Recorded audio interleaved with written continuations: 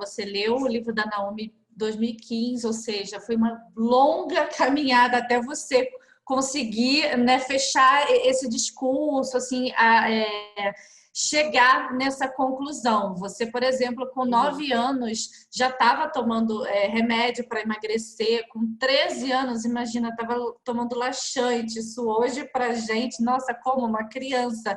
Quando minha mãe me levou ao médico quando eu tinha 9 anos de idade para um endocrinologista, porque foi quando a minha irmã já tinha nascido, começou a crescer, e eu comecei a andar com outros amiguinhos e começou a perceber que eu era mais gorda de todo mundo e que eu tinha um problema, afinal de contas. Então eu comecei a fazer dieta desde 9 anos de idade.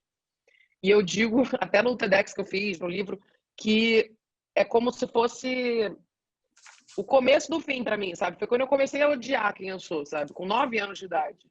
Isso é uma coisa muito ruim, né? Porque você... A última lembrança que eu tenho de eu gostar de mim, eu não lembro. Eu não lembro. A gente tem que ver os vídeos. Eu vi vídeos meus do passado e eu vi que eu era uma criança feliz, sabe? E eu parei de sorrir, eu só queria ser perfeita para começar a minha vida. E eu fiquei dos 9 aos 26 anos vivendo isso. E fazendo dietas malucas, tomando laxante como se fosse balinha, sabe? E eu com 12, 13 anos de idade. Fiz todas as dietas que você possa imaginar, até vigilante do peso, essas coisas todas. Sempre uma pressão para ser pesando o meu corpo, me medindo. E até que eu comecei a tomar remédio para emagrecer, adolescente ainda. E, cara, foi desencadeando só eu até falo que é uma bola de neve de merda, sabe, tá ligado? Porque assim, é só juntando e foi ficando só horrível. E aí eu desenvolvi tendências depressivas, eu me tornei uma pessoa depressiva, né?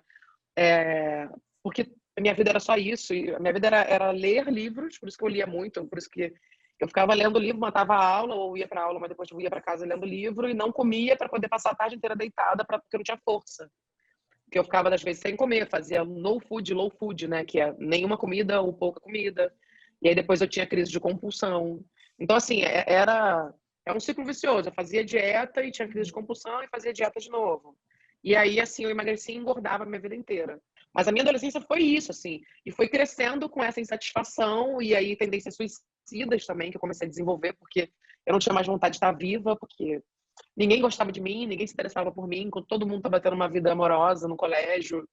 Eu era sempre julgada por causa do meu corpo, o tamanho do meu peito, que era pequeno para o tamanho do meu corpo, por isso que eu tenho silicone hoje em dia, né? Que eu vou tirar.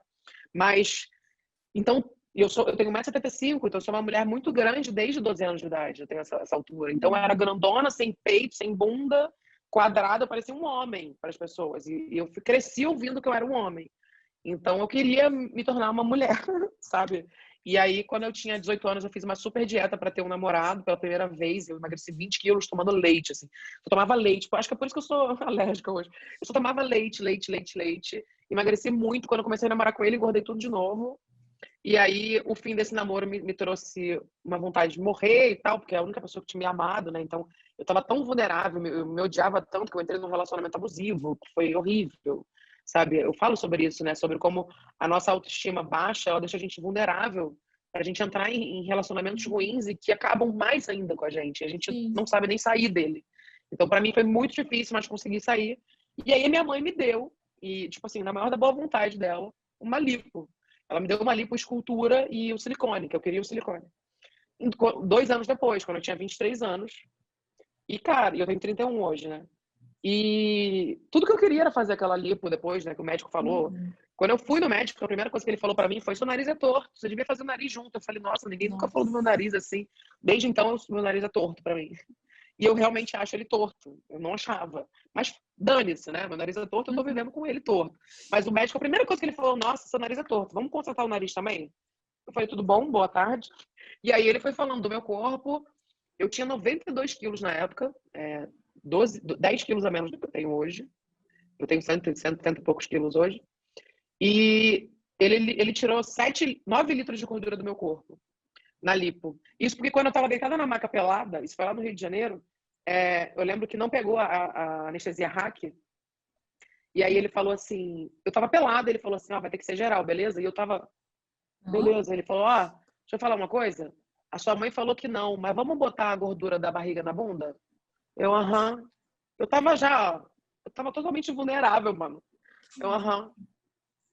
E eu topei. E aí, hoje em dia, a primeira coisa que aconteceu quando eu abri os olhos da lipo, ele tava na minha cara, o médico, eu tava já na maca, e eu tava com uma cinta PP, eu tenho foto disso, eu achei foto disso. Uma cinta PP, assim, ó, isso aqui meu era pequeno, assim, e eu toda apertada, e tinha uma faixa aqui na minha cintura, vou abaixar aqui um pouco pra vocês entenderem. Tinha uma faixa, tá vendo a dobra aqui da minha barriga? Tinha uma faixa bem aqui amarrada. E ele falou assim, eu amarrei uma faixa na sua cintura para que crie essa cintura, porque eu não tenho cintura, meu corpo era quadrado, para que crie essa cintura em você. E ele amarrou uma faixa dentro de uma cinta PP, eu tava assim, ó. E aí o que aconteceu com a minha barriga? Eu vou mostrar para vocês, ó. Minha barriga hoje, ela tem essa dobra, tá vendo? Ela tem uma dobra por causa da faixa, e tudo isso meu aqui é fibrose. Eu tenho fibroses pelo corpo da lipo. Porque como ele apertou muito, eu tenho pedaços de tecido conjuntivo que ficaram. E as pessoas me culpam quando eu falo na internet, falando que foi o meu pós-operatório que deu errado. Não, não foi. Eu fiz o pós-operatório perfeito. Querendo ou não, por mais que eu tivesse as sequelas, eu não me aceitava ainda. As sequelas, eu olhei pro meu corpo e falei, caraca, eu tenho uma cintura e tenho peito, né? E como ele botou gordura da barriga no quadril, que foi esses 2 litros a mais que ele tirou do permitido, porque ele tirou 9, o permitido pelo Anvisa 7, eu fiquei com a Kardashian, fiquei igualzinho a Kardashian. Só que isso na minha cabeça não bateu direito, né? E aí é a história da minha tentativa de suicídio, que eu falo, no meu livro eu falo que eu me matei, porque 3 meses depois eu me matei, né? Porque o que eu fiz eu não pude voltar atrás, entendeu? Me salvaram, porque eu me intoxiquei. E aí, dormi.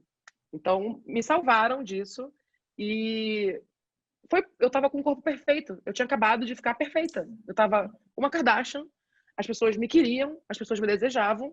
E aí, qual foi a pira da pisciana com ascendente em peixes e que buscou a vida inteira ter uma coisa? Que quando eu cheguei lá, não tem lá. Primeiro que eu comecei a ver mais defeito no meu corpo, porque ele não estava magro o suficiente, porque tinha gordura em outros lugares. Eu tenho que fazer outra lipo. E aí eu comecei a engordar inconscientemente. Eu comecei a engordar, eu acho que até como forma de proteção, assim, inconscientemente. É que eu trabalho na terapia, sabe? E aí, a minha mãe, a gente teve uma briga, onde a minha mãe falou, você já tá engordando depois da lipo, e aí, enfim. E aí hoje é uma atitude tão boba, né? Porque eu tentei me matar, eu quase me matei, quase morri por causa de uma coisa idiota, assim. Mas naquela época, era a minha vida inteira, era o meu corpo. Era só isso, era o que eu tinha, né? E até o que eu tinha jogado no lixo, tava jogando no lixo. Então, assim, e as pessoas não gostando da minha imagem, foi muito confusão mental. E isso é uma coisa importante. As pessoas não fazem terapia para fazer cirurgia plástica. As pessoas fazem terapia para fazer bariátrica, tem que fazer meses de terapia para fazer bariátrica, mas ninguém faz terapia para fazer cirurgia plástica. A gente não sabe o que a gente espera. A gente tem tanta disforia de imagem, a gente tem tanto desconforto com a nossa autoimagem, que a gente vai lá, muda o nosso corpo para ficar melhor. Só que a gente não está preparado para lidar com esse corpo. A gente não preparou a nossa cabeça. A gente nem sabe se era aquilo que a gente queria.